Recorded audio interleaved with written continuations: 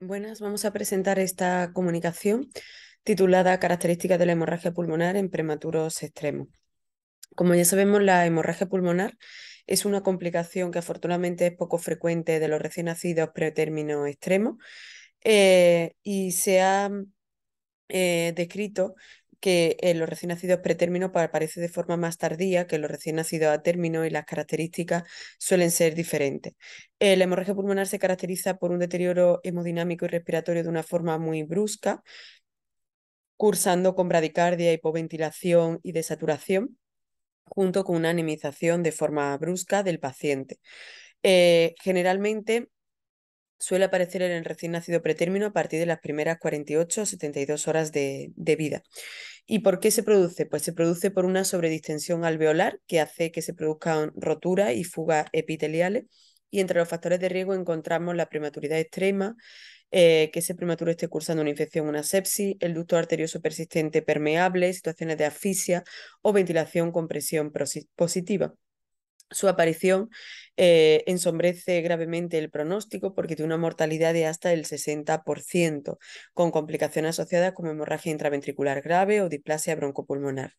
Por tanto, los objetivos de esta comunicación son conocer la etiología, los factores de riesgo asociados y las manifestaciones clínicas, así como el manejo terapéutico y la evolución de nuestros pacientes.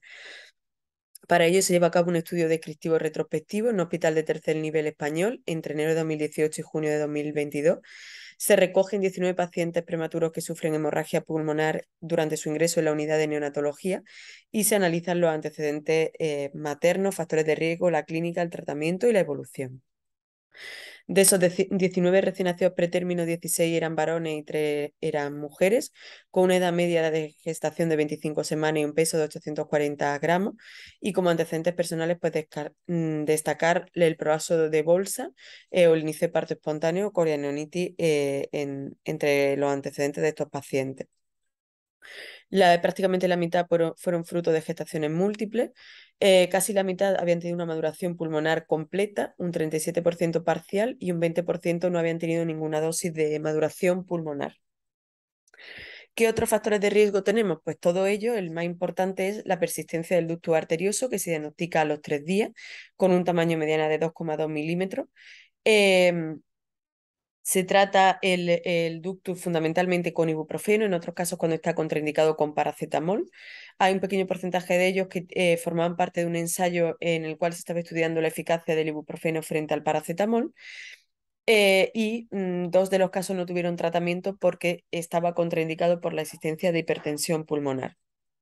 Bien, con respecto a las características de nuestros pacientes, pues al nacimiento prácticamente todos ellos, casi un 90%, estaban conectados a ventilación mecánica porque habían necesitado una reanimación avanzada 16 de los 19 pacientes y todos ellos habían administrado surfactante al nacimiento o bien intubado o bien a través de técnica lisa. La hemorragia pulmonar se produjo de media a los 4 días de vida. Previamente a la hemorragia tenían un soporte intubados un 58%, un 21% en ventilación mecánica convencional, un 21% estaban en bafo, el resto en ventilación no invasiva. Y tras la hemorragia pulmonar, todos ellos necesitan ventilación invasiva. La mayoría de ellos, el 90%, pasó a bafo. El tratamiento que se instauró fue en un 30% adrenalina intratraqueal y surfactante, un 16% solo adrenalina, un 5% solo surfactante y el resto tratamiento de soporte ventilatorio. La mitad de ellos necesitó transfusión de Matías por la anemización.